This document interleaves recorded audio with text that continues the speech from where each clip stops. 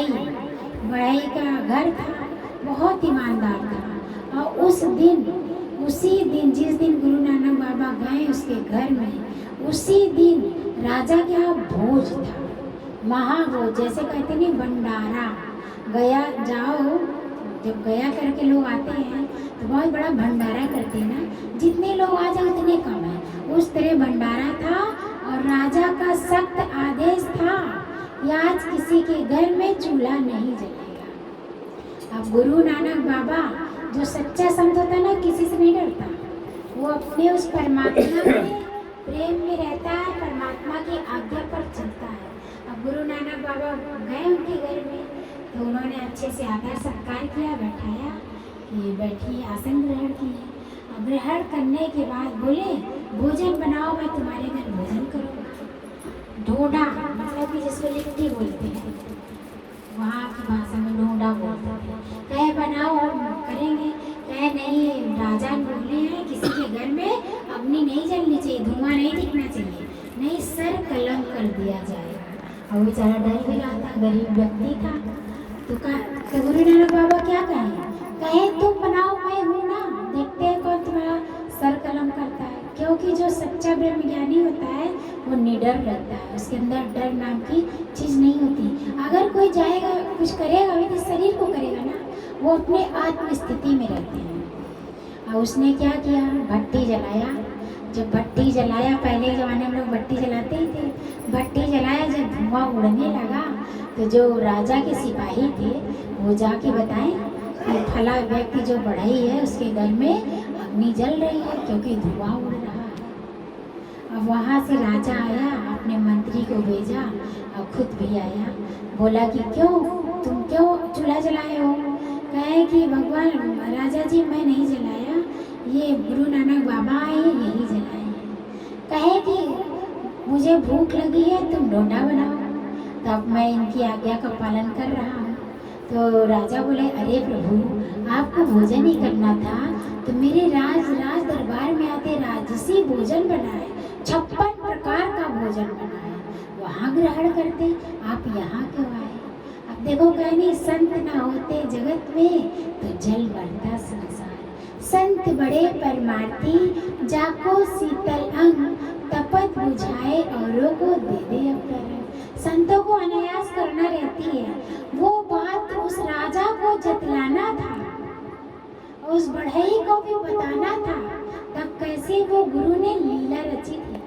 कहे ठीक है राजन, तुम मुझे अपना 56 भोग खिलाना चाहते हो तो अपने सिपाही से अपना 56 भोग मंगाओ, मैं यही कर लेता हूँ, उसमें क्या दिक्कत है। इस तरह कह के जब 56 भोग मंगाए तो उन्होंने क्या किया, उन्होंने राजा के जो भोजन था उसको लगा के, उसमें सब्जी भी लगा के, और उस पूड़ी को जब ऐसे दबाया तो उसमें से क्या निकला, खून निकला।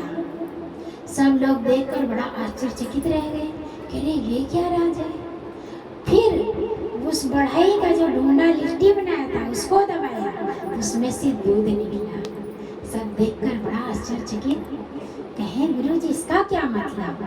कहे राजन, तुम अपने प्रजा का कर लगा कर जबरदस्ती तुम पैसा लेते हो, उनका खून चूसते हो, वो परेशान रहते, हताश रहते, खाने के लिए नहीं रहता, लेकिन तुम्हारा कर वो चुकाते हैं डर के मारे कि राजा हमें दंड न दे, इसलिए तुम्हारे खाने से खून निकला, और इस खाना को मैं तो नहीं ग्रहण कर सकता।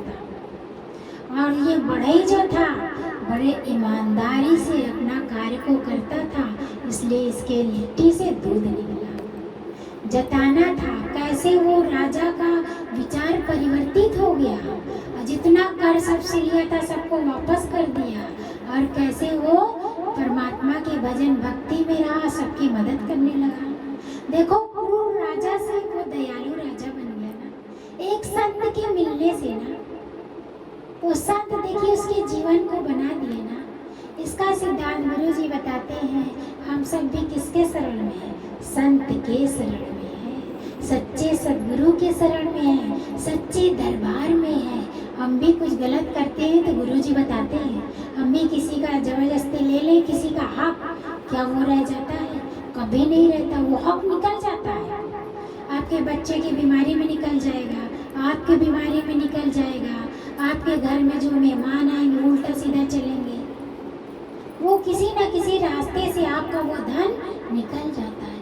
हो सके, गुरुजी क्या कहते हैं, हो सके तो किसी की मदद करो, किसी के सहायक बन जाओ, किसी का दिल न दुखाओ।